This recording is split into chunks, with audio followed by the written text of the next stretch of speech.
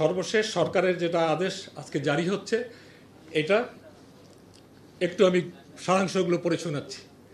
যেমন প্রতি বছর সম্পদ বিবরণী 31শে ডিসেম্বরের মধ্যে জমা দিতে হবে প্রতি বছর। যেহেতু এই বছর আমাদের নতুন একটা বছর পাইনি, ভাঙা বছর, এই জন্য এই বছরেরটা 30শে নভেম্বরের মধ্যে জমা দিতে হবে। এবং এটা কিভাবে জমা দিতে হবে?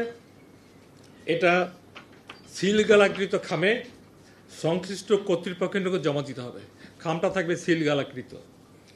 আর ভুল তথ্য কিংবা গোপন যদি এমন কোনো তথ্য থাকে যেটা মিসলিড করে, এদের ব্যাপারে আমাদের এটাকে বলে 1979 এই বিধিমালা অনুযায়ী শাস্তিযোগ্য অপরাধ। এটা হলো এই অনুসন্ধানমালা সকল সরকারি কর্মচারীর ক্ষেত্রে প্রযোজ্য। এখন কর্মকর্তা কর্মচারী সবাইকে সরকারিভাবে কর্মচারী বলা হয়।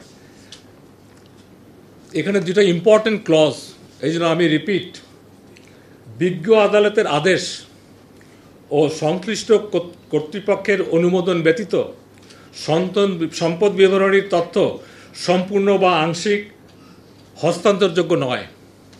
আই রিপিট, বিজ্ঞ আদালতের আদেশ ও সংশ্লিষ্ট কর্তৃপক্ষের অনুমোদন ব্যতীত সম্পদ বিবরণীর তথ্য সম্পূর্ণ বা আংশিক হস্তান্তরযোগ্য নয়।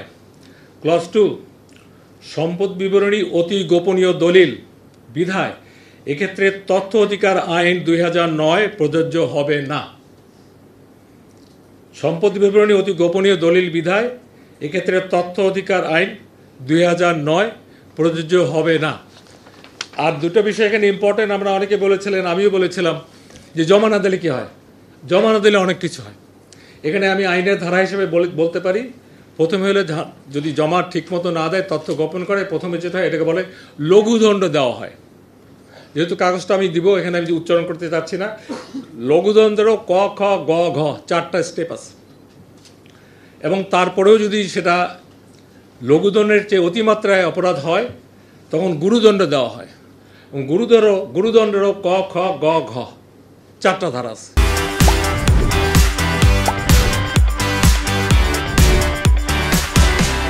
লঘুদণ্ড তো বোঝেন, স্বল্প মাত্রায়।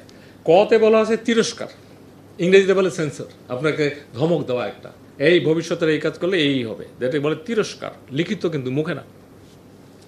দ্বিতীয়টা হলো খ, চাকুরি বা পদ সম্পর্কিত বিধি বা আদেশ অনুযায়ী পদোন্নতি বা আর্থিক সুবিধা বৃদ্ধির অযোগ্যতার ক্ষেত্রে ব্যতীত নির্দিষ্ট মেয়াদের জন্য পদোন্নতি বা বেতন বৃদ্ধি স্থগিত রাখা, ইনক্রিমেন্ট হেল্প, এটা চালু আছে।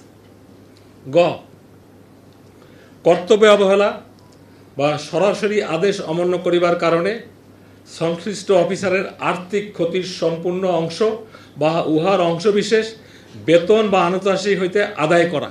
এটা হলো আইনি ভাষা, এই জন্য এইভাবে লেখা, আদায় করা। ঘ, বেতন গ্রেডের নিম্নতর ধাপে অবনমিতকরণ, স্কেলের লাস্ট স্কেলে নামায় দেওয়া, এগুলো এখন চালু আছে। এগুলোকে আমরা বলি লঘুদণ্ড। আর এটার মাত্রার একটা পর্যায়ে গেলে তখন গুরুদণ্ড হয়। গুরুদণ্ড 4টা আছে, আপনারা জানতে চাইলেন, দেখে আমি স্পেল আউট করতেছি, বলছি। ক, নিম্ন পদ বা নিম্ন বেতন গ্রেডে অবনিয়মিতকরণ, যে পদে আছে তার চেয়ে 1 স্কেল নামানো, যে গ্রেডে আছে তাকে 1 স্কেল গ্রেডে নামানো, এটা হলো গুরুদণ্ড।